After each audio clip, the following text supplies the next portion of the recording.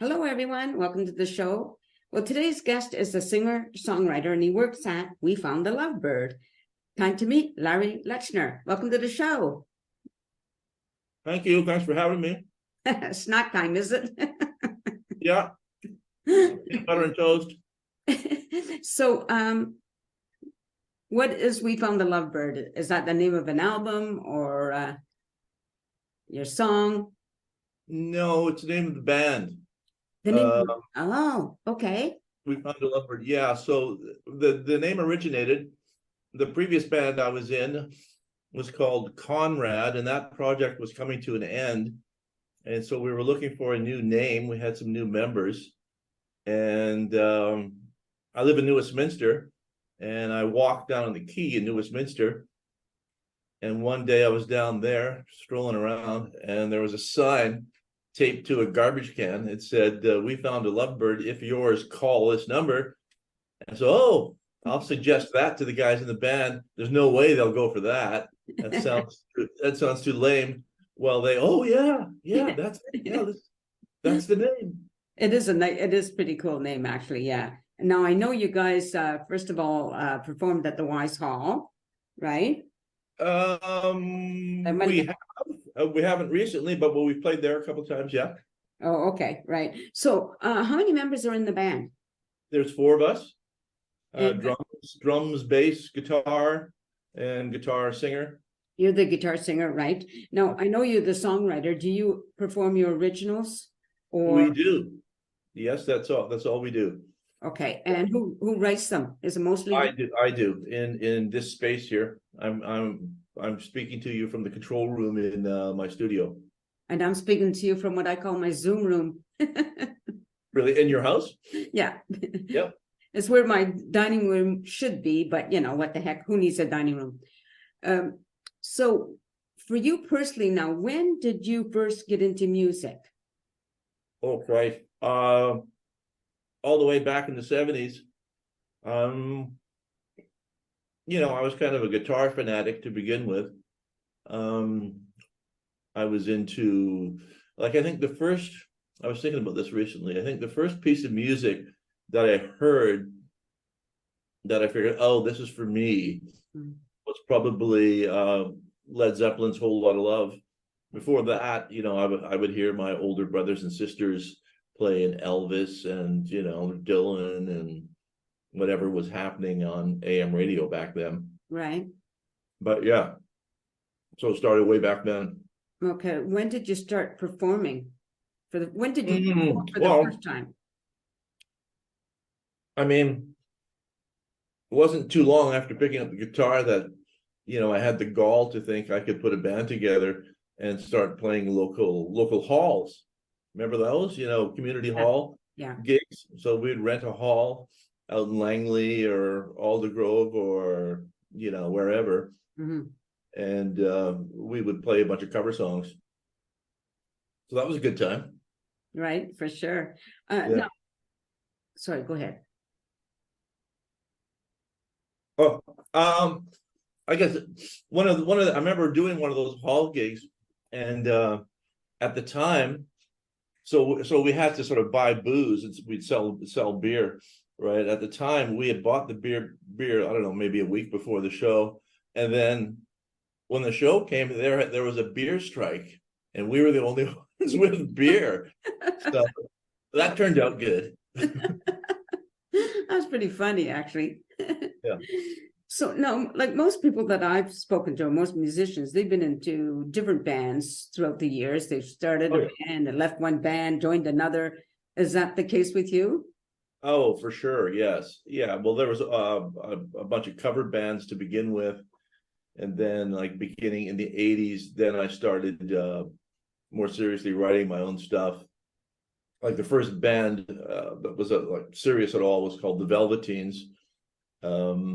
And we released an EP back in the 80s and a video that got so much music play and got nominated for a Juno. Nice. And Velveteens lasted for a few years, and that changed to a band called Conrad, which was more sort of alt country kind of stuff. And then that morphed into we found a Lovebird. So yeah, there's been quite a string of bands and quite a string of members. Yeah. So what would you define, how would you define your style of music? I mean, it's indie rock, but it's got some elements of, country, kind of country in the way, alt country kind of in the way the band Wilco. Are you aware of the band Wilco? Doesn't sound familiar, but that No? doesn't mean anything to me. Well, maybe think of like Blue Rodeo, Oh, okay, yeah. sort of like that. There's Okay. some of those flavors in there, but there's also a lot of rock and post rock, kind of like who could I compare it to? We get compared to let's see, it's been Elvis Costello. I've been a band called Television. Frank Black, who used to be or still is with the Pixies. Who else? Lord Huron. Ever heard of them? Maybe not. Listen, whether I have or not, I forget more than I remember these days. Yeah. So I don't know if that's conjuring any sort of Yeah, some of it is, yeah. just Sure. for you. Yeah. But yeah, those are sort of the influences, and those are the comparisons we get. Mm-hmm. Yeah. So do you come from a musical family? No.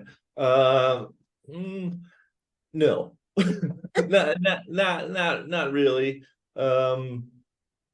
Though my father's father, who I've never met, apparently was quite a musician back in Germany. No, but my brothers and sisters, they were music fans, but not musicians. Right. Yeah. What about your singing? Like, does anybody else in the family sing, or are you the only one that I'm has a kind of singing voice? Is what I mean, Yeah, I'm the only one. Apparently, my mother used to sing a little bit, when she'd get a bit tipsy, but then again, who doesn't? Yeah, I'm pretty much the only one. Oh, okay, right. Yeah. So, have you released any albums? We sure have. Yeah. Released quite a few of them. This band, We Found Lovebird, we've released back in 2008. We released a single on vinyl. Right. Oh, Single. Then 2009, 10, we released our first album. mm-hmm. Just self-titled album, just on CD. Right. And then the next thing was 2000. Oh God. 2000, was it 2010, 2013? Then we released an EP again on CD. Then 2016 we released a full album called Lobby, which was nominated for a Polaris Music Prize. And then 2019 we released an album called Deluxe Hotel. Mm-hmm. And then since 2020 we've been releasing singles. So we've released like 6 singles. Yeah. Since 2020, and the goal is to wrap up all those singles into an album sometime in the next, I don't know, in the next 6 months to a year, and have some vinyl to sell. Right. Have you guys the band traveled around the country to perform? Yeah. Just kind of regionally, Okay. there's places to play like Sunshine Coast, go there. We had some shows booked for the interior this past summer, but some illness in the band forced us to cancel those. Get over to Vancouver Island. Yeah, that's about as far. Just kind of in the region. I'm trying to get the band into festivals, but it's a bit of a hard nut to crack, that one. There's a lot of people with much higher profile than us wanting to get into the festivals and actually depending on that sort of work to live and eat. Yeah, right. Yeah. And none of us are really in that position, but still, I think we would do pretty well. Now I know you have a show coming up in January. Right? Yeah, let's say the Bowie Ball, Mm-hmm. which is an annual thing at the Rickshaw Theater Okay. in Vancouver. Yeah. So it's always fun. we get to play 4 Bowie songs. It's interesting learning someone else's songs from that era. People, nobody's writing like that anymore. Okay. You know, those are very interesting song structures, and his words. You know, I think at that time he was doing the whole cut up thing. Are you familiar with that? Where they sort of take Oh, they cut words out of newspapers and books, throw yeah. them in a hat, and then just pull them out randomly and construct a song around that Kind of because the like we did lyrics at don't always improv. make sense. Yeah, it's kind of like what we did when I was in improv, sort of idea. Yeah, probably. You just basically start anywhere and add on to it. Right. So it makes it tricky trying to memorize his lyrics. One thing doesn't necessarily follow another thing in any kind of sensible way. Right. Uh, Yeah, that's true. but yeah, that's the next show at the Rickshaw. No, I know another thing I know about musicians, or so many of them, is whether you're into guitars or whatever it is, you never have just the one guitar. Well, can you see behind me over here? Yes. Yeah, so there's 4 or 5 there, and I got 4 or 5 in the house. Yeah, so basically I ran out of room, and recently I've been trying to sell them off. Oh. It's kind of like, people with, I don't know, like knickknacks and furniture. Yeah, it's the same idea. Yeah. It's just, if I feel like if I haven't used it in the last, I don't know, 6 months or a year, then I should get rid of it because someone else could enjoy it. Right. So yeah, there's no such thing as too many guitars until you run them. Well, you don't know my family. Sorry. Really? That's okay. Well, we're 12 kids. We were 12 kids, so we, definitely too many guitars. 12 kids? Yeah. That's a lot of kids. I was I was the third youngest of 12. I'm the youngest of 6. And then people consider 6 a large family. Right. And you know what? I've read somewhere that the youngest is what is it now? A lot of musicians are the youngest in the family. Isn't that interesting, eh? Wow. Very good. I don't know how true that is. I don't know. I have no idea. I know that when they talk about like 3 kids in the family, like the oldest one is usually the oldest one is usually the most dependent. No, the most responsible. Does that work? Yeah. The middle one, the most loyal, and the youngest one, the one that's kept the baby the longest, a little bit maybe spoiled by everybody. But yeah. When you're 12, I get a lot of teasing for that. But when you're 12, that doesn't work the same way. Actually, I can't imagine 12, but your poor mother. It was the times. My cousins, one of my cousins, like the Dubays, they were 12 kids as well. And one of my oldest sister had 8 children. So that's just the way it was at that time, French and Roman Catholic and all that, Where did you grow up? I was born in New Brunswick, grew up in Quebec, moved out here. Anyway, enough about me. What was I going to ask? Okay, so I know you're in a band, but do you only perform in a band? Do you ever do solo performances? Yeah. No, I don't do solo stuff. I mean, I toyed with the idea once, and then every once in a while my mind sort of turns in that direction. But yeah, it's just there's something about hanging out with guys and putting it together with guys and that energy. I just thrive on that. Yeah. But I do respect people who do it on their own and pull it off. That's really tricky. Yeah. And sure. Yeah. It's interesting because I'm going to have a guest come on in a few weeks, and he wrote this kind of a short book about himself, and it's like I'm reading through it, and he started out in the 70s and the 80s, and he's talking about like quite an interesting, lots of alcohol and drugs and all of that stuff. But he met some very famous people. He's originally from the US and performed with a lot of famous people. I'm just wondering, in your world, I'm not asking about you personally, but in your world, have you seen a lot of that with the drugs and the alcohol? Oh, yes, there's all kinds of casualties along the way. I'd be surprised if someone who's been in it as long as I have hasn't seen that. Right. Yeah, I mean, you know, I smoke a bit of weed, I drink a few beers, all that. That's about as far as I've ever gone. Mm. But yeah, there's lots of stories of people who sort of take a deep dive into the drugs and the alcohol, and Yeah. they kind of lose themselves in that world. Yeah, we're just kind of wondering what leads, what is it about that world for some that leads to doing drugs and alcohol? Like it seemed to be almost maybe early on, maybe in earlier years, I don't know, but it seemed to be almost an acceptable part of the Yeah. music industry.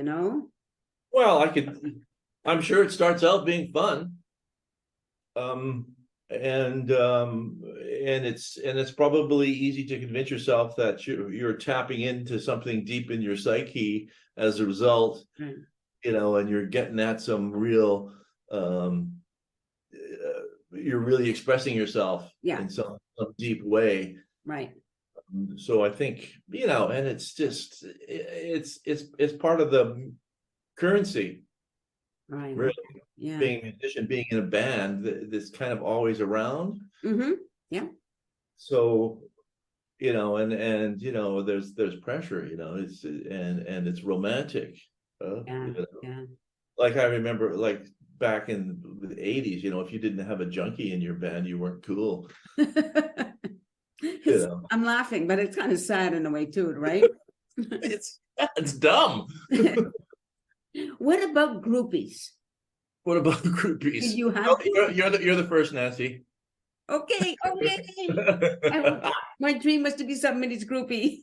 But I don't get any of the benefits of being a groupie. That's not right. Something wrong with that. Yeah.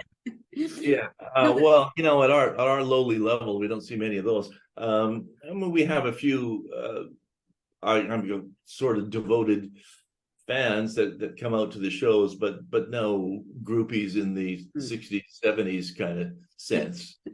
I don't see that. I mean, maybe when back in the 70s and 80s, there were a few hanging around the bands I was in, but right.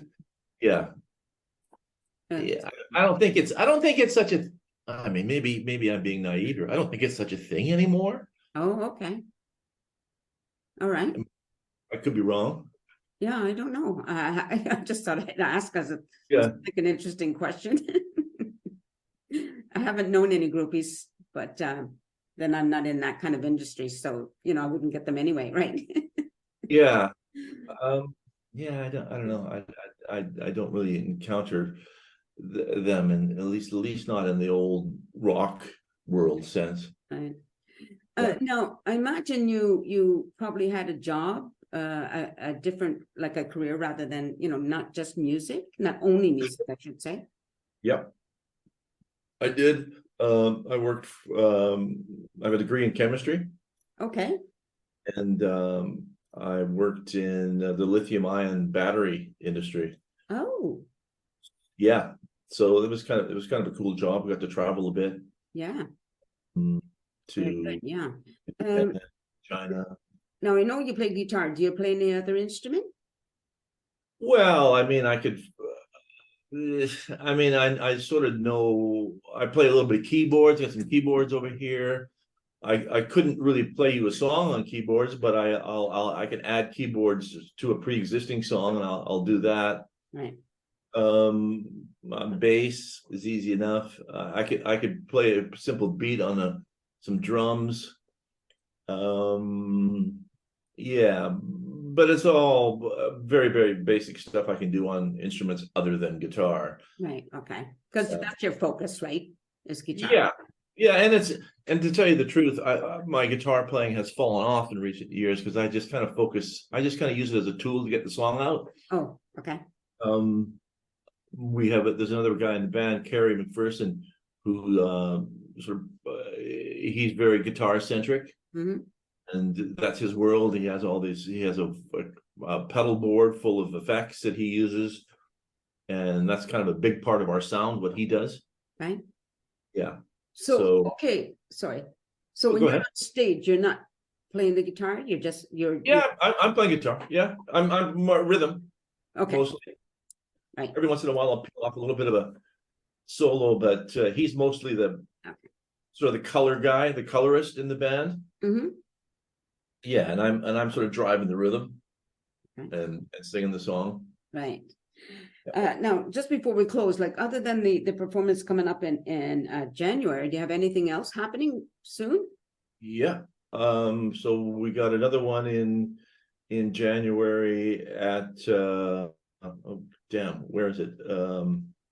Oh, at a place that we haven't played at for a long, long time called the Roxy on Granville Street. You familiar Okay. with that? So you were playing there with a band called Clone. They're sort of a glam band. Mm-hmm. So there's that, and I'm trying to book some shows or book a show on Salt Spring Island, Right. and Anything? look at the places maybe out in Mission. I know there's a place out there called Captain's Cabin. We played there, Right. Yeah. so I might get out there as Right. well. Yeah, I'm just starting to look at shows in 2024. Okay. Now, if anybody want to contact you, they can always just find you on Facebook. Oh yeah, sure. Facebook, Instagram. The music's all over Spotify and Apple Music. Right. As well. Right. Yeah. I think we've covered everything. Yeah. All right. Thanks for your interest, Nancy. Thank you. Well, stay on camera. There, I just want to say to everybody, thank you for watching. That you've been listening to Larry Lechner with the band called We Found the Lovebird, and look it up. But I'm sure there's stuff on YouTube, and as you said, at Spotify. So it's really important if we can support bands as much as possible, because we need music. Let's face it, we really need music. Anyway, thank you everybody for watching the show. I appreciate it. Take care and peace out.